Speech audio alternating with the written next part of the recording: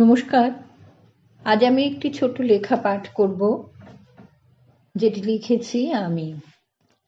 আমার নাম আগমনী সেন। এখন আমাদের উঠোন শুকনো ঝরে পড়া আমের বোলে ভর্তি হয়ে রয়েছে।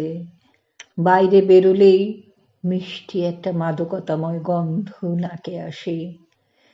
এবার আমাদের কাছে তুলনায় বোল কম, কাকাদের কাছে একেবারে বলে বলে বলবোলাও। তো যাই হোক, একই বাউন্ডারিতে দুটি পাশাপাশি বাড়ি, কাজেই ঘর থেকে বেরিয়েই উপভোগ্য দৃশ্য সুখ আর মাতাল করা গন্ধে মন বিভোর হয়ে যায়। আজ আমাদের পাশের বাড়িতে বিয়ে।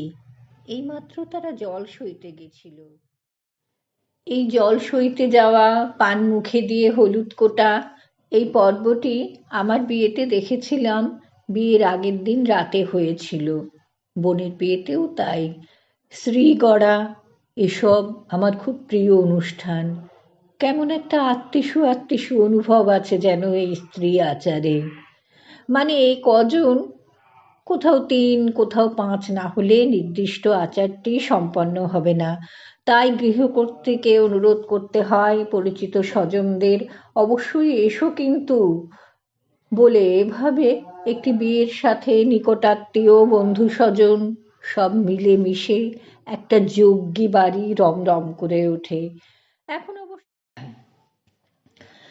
এখন অবশ্য কেটারার আরও আধুনিক ইভেন্ট ম্যানেজমেন্টের দৌলতে এসব অনেকটাই উধাও।